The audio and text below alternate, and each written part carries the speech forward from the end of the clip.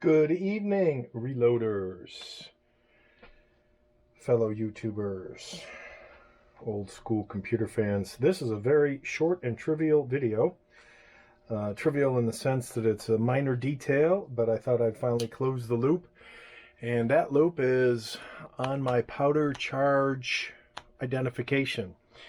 And I will show a picture because I have misplaced the original insert like an idiot, and it was only recently, so that means I'm really getting old and forgetful. So maybe Alzheimer's catching up to me, or I just can't remember where it's at tonight. So the process I used was I took the original card, which you'll see when the picture I show up, it's whatever millimeter by whatever millimeter, and then I went in and multiple iterations of Microsoft Paint, which in my opinion is a completely underrated program.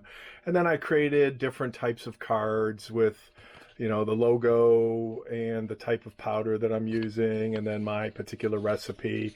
And the original was a paper insert that Jack from Unique Parts printed. And I found the best way to get it in for those who will do this. It's a little more challenging since I'm standing behind the camera as opposed to not. So originally it was in like that and the plastic was covering the paper. I found the best way to deal with that was to try and get it in, and then I would raise the plastic up and then pull down. Oh, shitski. That wasn't supposed to happen. I would raise the plastic up and pull the paper down and then pull the plastic in. So I did this a couple different times, changing my recipe, because I think the first couple I was just making up numbers from memory. And then it dawned on me that this is going to get old and this is going to get used. You know, you can see it all bending up and stuff in the corners. And then I thought, why not just laminate this? And I think this was my first. So I said, why not just laminate this? And then it's all in one. And then the cards are reusable. If I get it in right. The card is reusable, and I can just pop it out, put it on the shelf.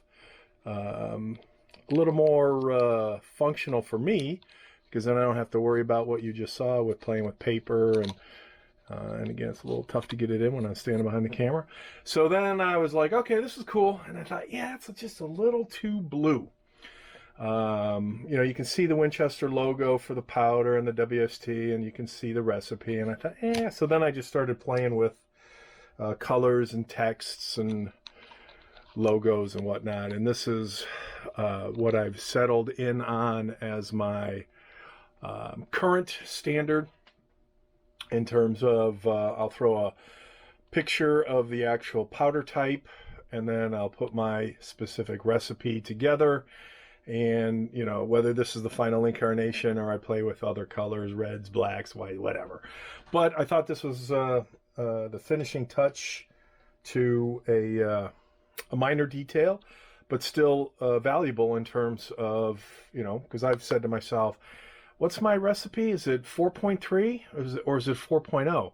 And 4.3 is for my Winchester 231, whereas my WST load is 4.0 grains. In fact, I even put on here, if you can see it, and here's a close-up of it, that 4.3 grains is my max, at least according to one of my manuals that I created this load against.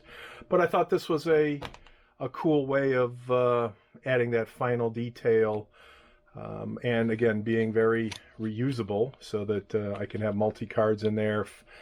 For me, it would be the change of powders more than anything else, so it would still be the same bullet weight. I'm a big fan of 230 grain round nose, and obviously the primer and the overall length is not going to change. So I thought this was a nice touch, and that will do it for tonight.